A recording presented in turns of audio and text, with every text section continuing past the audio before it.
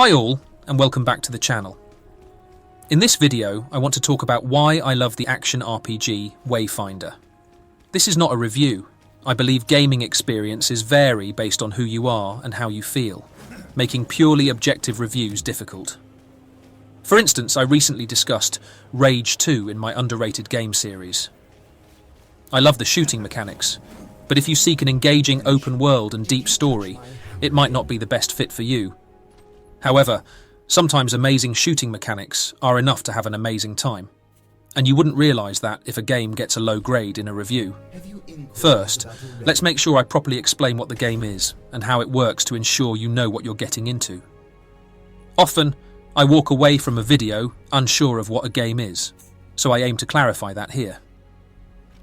I won't delve into the change from an MMO light to a single player with co-op action RPG.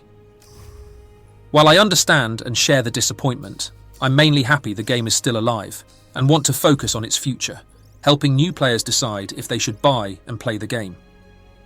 The game is an action RPG with dynamic, ability-driven combat.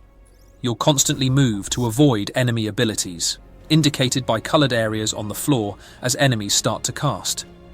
You need to combine your 4 abilities effectively with standard attacks. For example, Silo can throw an oil bomb that slows enemies, and if you throw a bomb on top, the oil ignites for extra burn damage. The goal is to progress through the story while leveling up and gearing up your character. You run more dungeons to further optimize your character. There are talent trees, a gear system, an affinity system, and an ecosystem. The ecosystem involves putting runes in your gear and weapons to improve their stats. Additionally, your Wayfinder has 3 affinities connected to your gear and weapons, which you can upgrade to directly enhance them. You explore overlands, hub-based open zones where you do quests, look for secrets, and travel to new dungeons for the story. You also run dungeons, known as lost zones, which you can adapt with mutators to keep things fresh.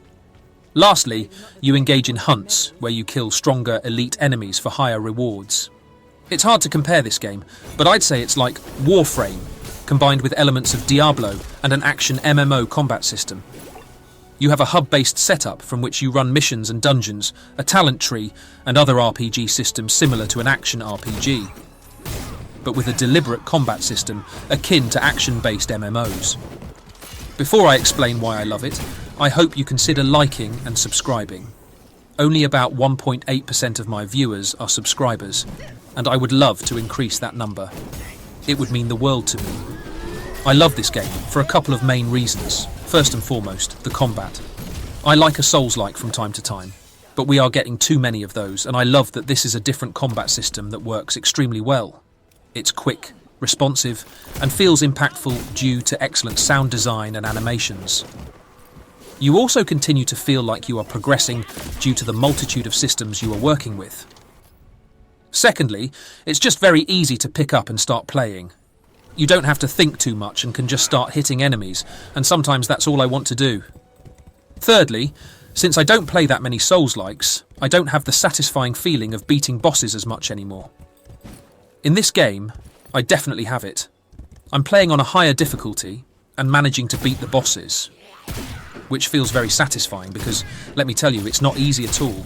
I'm not even playing at the hardest difficulty. Fourth, you can personalise your character quite in depth. Having many options is great, and it gives you the feeling that you are really playing for something. Fifth and last, for me at least, is the fact that you have a nice variation of gameplay activities. These allow you to grind, so when you're stuck on a boss, you can just do something else and still feel productive, then come back later. Not beating a boss is not the end of the road.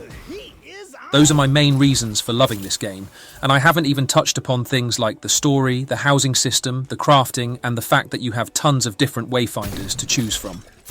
Those are my main reasons for loving this game, and I haven't even touched upon things like the story, the housing system, the crafting, and the fact that you have tons of different Wayfinders to choose from.